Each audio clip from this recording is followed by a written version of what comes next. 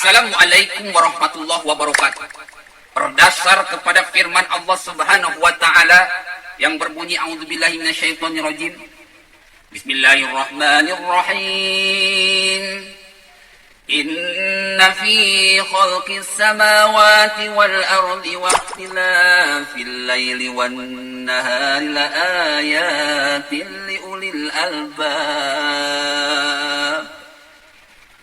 Sesungguhnya dalam penciptaan langit dan bumi dan silih bergantinya siang dan malam terdapat tanda-tanda bagi orang-orang yang berakal. Berakal berarti berotak, berotak berarti cerdas, cerdas otaknya, cerdas akhlaknya.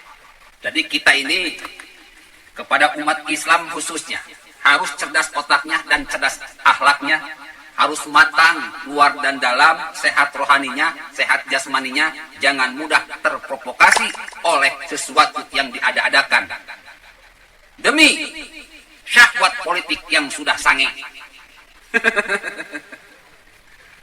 Tahu bu, sange bu? Bapak hadirin pemuda pemudi sebangsa setanah air mungkin tahu itu sange. Sange itu sudah kebelet, sudah terlewat batas inginnya itu. Oke, saya setuju. PKI ini diberantas. Katanya PKI ini satu, anti Pancasila. Oke. Saya setuju kepada organisasi apapun, rakyat siapapun, partai apapun yang anti Pancasila wajib dibasmi, diberangus, dilarang di bumi Indonesia. PKI anti Pancasila wajib dibasmi. Khilafah anti Pancasila wajib dibasmi. Adil bro. Yang kedua, katanya PKI ini dilarang karena melakukan pembunuhan. Pembunuhan kepada orang NU yang sedang beribadah sholat subuh. Dibantai katanya oleh PKI. Juga melakukan pembunuhan kepada 7 jenderal. Oke, ini sebuah perbuatan yang sangat kejam. Saya setuju kepada siapapun, partai apapun, ormas apapun yang melakukan pembunuhan kejam. Dilarang di bumi Indonesia. PKI katanya telah melakukan pembunuhan yang kejam. Sudah sepantasnya dilarang di bumi Indonesia. Setuju saya.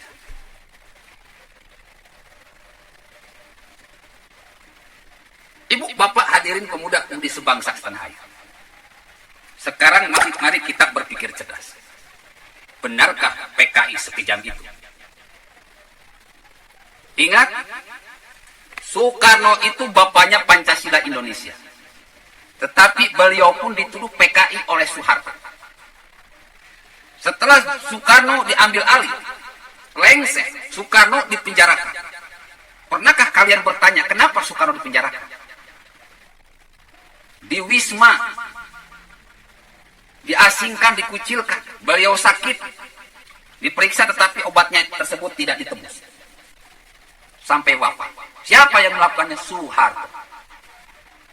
Soeharto melakukan tindakan biadab. Lebih biadab dari PKI, Mas.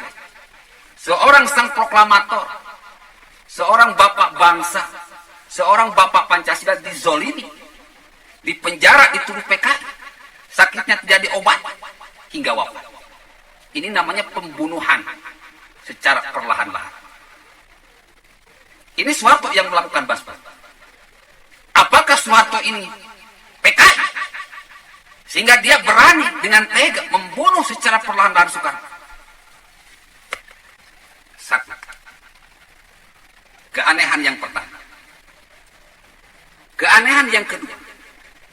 Ketika Soeharto memberantas PKI, apakah Soeharto melakukan cara-cara yang benar dan baik? Membawa ke pengadilan. Apakah 3 juta rakyat Indonesia yang dituduh PKI tersebut sudah melewati proses pengadilan? Setelah diselidiki, Soeharto memberantas PKI tanpa melewati pengadilan. Orang yang dituduh langsung ditangkap. Pendukung PKI langsung ditangkap. Orang yang nyoblos PKI langsung ditangkap dan dituduh PKI. 3 juta orang mas dibantai di bawah kekuasaan Soeharto. Apakah kalian tidak curiga Kenapa Soeharto berani membunuh 3 juta rakyatnya? 3 juta rakyat Indonesia. Dan juga membunuh secara perlahan. Soekarno. Jadi yang kejam ini siapa, Mas Bro? Apakah PKI atau Soeharto? Jangan-jangan yang melakukan pembunuhan ini, para santri jenderal dan jenderal ini Soeharto juga. Ini saya nggak masuk akal, Mas Bro. Kalau misalkan PKI kejam melakukan pembunuhan, kenapa Soeharto juga melakukan pembunuhan?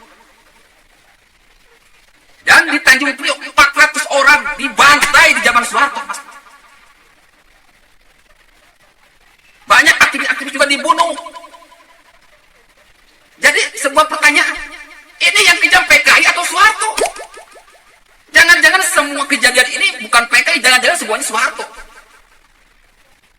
The big plan. Nauzubillah, sumpah, nauzubillah.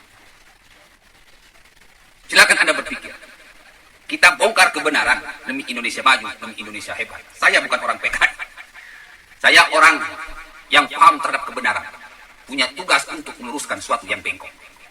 Billahil taufiq wal hidayah. Wassalamualaikum warahmatullahi wabarakatuh.